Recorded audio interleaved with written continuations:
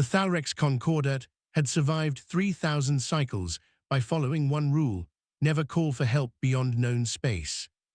Their worlds were fragile, ocean light, and soft atmospheres. Their people evolved for diplomacy, not war. So when the outer listening array screamed with a warning tone, panic rippled through every council chamber. A predatory fleet had emerged from the dark between stars, massive hulls bristling with weapons designed for harvesting civilizations. The Kravix devourers did not conquer, they consumed. Entire systems vanished behind their advance, stripped to lifeless rock. The Concordat Navy mobilized, knowing it was not enough. Their weapons were precise and elegant, built for deterrence, not annihilation. Against the Kravix, elegance meant extinction. As cities evacuated and moons burned, the High Council faced an unthinkable choice. Invoke the ancient emergency protocol. Send an SOS to the unknown. The archives spoke of Deathworlders, species born on violent planets with crushing gravity, unstable climates, and constant predators. Most contacts with such races ended poorly. They were strong, aggressive, and frighteningly adaptable. One species in particular was flagged with a warning marker so old its authors were long dead. Designation: Human. Homeworld: Sol 3. Environmental rating: Extreme. Reports described a species that turned everything into a weapon. Their ships were armored like fortresses. Their culture revolved around conflict, competition, and survival. The Council hesitated, knowing what the legends implied. To invite humans was to invite devastation. But extinction was already knocking. With trembling appendages, the speaker authorized the transmission. A simple message broadcast across the void. Civilization under attack. Request immediate aid. Any allies respond. The signal raced outward at light speed. And then there was silence. For 6 agonizing days, the Kravix fleet advanced. Worlds fell one by one. The Concordat braced for the end. On the 7th day, space tore open. Hundreds of warp signatures flared into existence at the edge of the system. Not sleek or graceful, but massive, angular, and bristling with guns. A single transmission cut through every channel, rough, confident, and unmistakably alive. This is Human Expeditionary Fleet. We received your SOS. Hold on, we brought firepower. The human fleet did not form diplomatic patterns or ceremonial formations. They arrived like a natural disaster. Battleships the size of cities, carriers vomiting squadrons of strike craft, and cruisers layered in armor thick enough to shrug off stellar radiation. Thalrex sensors struggled to classify the weapons powering up across human hulls. Energy readings spiked beyond theoretical limits. Projectile launch systems loaded munitions measured in tons, not kilograms. The Kravix devourers reacted instantly. Their fleets turned as one, focusing on the newcomers. They had devoured hundreds of species, but nothing like this. The first human salvo was not a warning shot. It was a statement. Relativistic rail cannons fired slugs accelerated to near light speed. Entire Kravix vessels ceased to exist. Not exploded, not broken, but erased. Chunks of superheated debris scattered across space like molten rain. Human commanders spoke calmly over open channels. Target-rich environment. All units engage at will. Protect civilian assets. The Thalrex watched in stunned silence. Their doctrine emphasized efficiency and minimal loss of life. Human doctrine emphasized victory. Kravix counterfire hammered human shields. Energy beams capable of slicing moons struck armor instead. Human ships recoiled, adjusted, and advanced. Damage reports came in. Hull breaches contained. Casualties acceptable. Weapons still online. Acceptable casualties. The concept horrified the Thalrics. To humans, it was reality. Boarding pods launched from human cruisers. Armored cylinders slamming into Kravix hulls. Inside them were soldiers bred on gravity worlds, muscles dense, reflexes sharp, and minds trained for chaos. Combat footage streamed accidentally across shared channels. Humans moving through alien corridors like predators unleashed. Gunfire thundered, blades flashed, and resistance collapsed.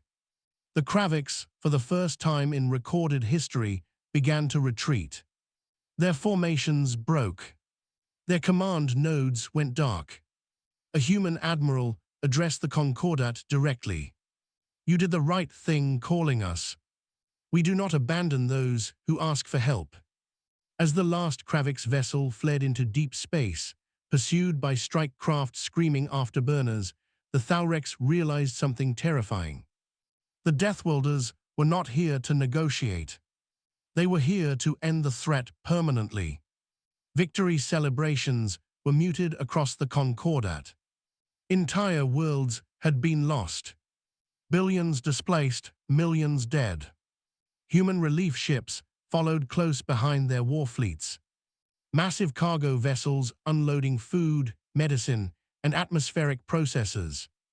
Engineers worked without rest, adapting human technology to alien environments. Thalrex medics observed human triage procedures with unease. Wounded soldiers joked through pain. Some refused sedation to stay alert. The Concordat speaker met with the human admiral aboard a scarred battleship. The corridors smelled of oil, metal, and something primal. The ship felt less like a vessel and more like a living beast. "You saved us," the speaker said, voice heavy with gratitude. "At great cost to yourselves." The admiral nodded, eyes tired but steady. "Cost is relative. If we had arrived later, there would have been nothing left to save."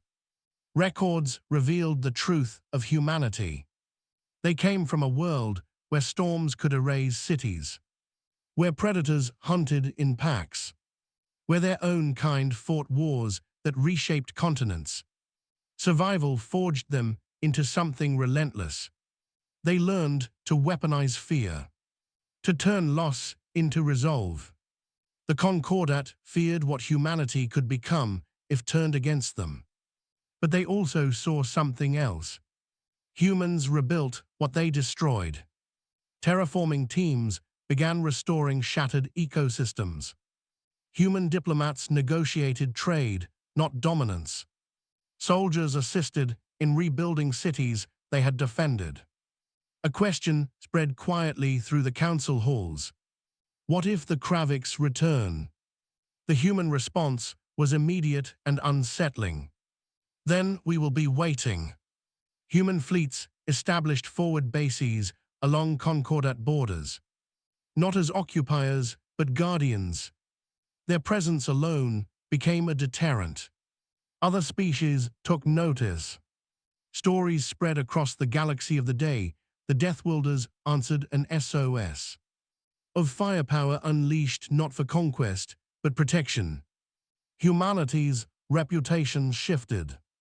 Not just destroyers, but defenders willing to burn the dark away. Galactic powers that once shunned humans began sending envoys.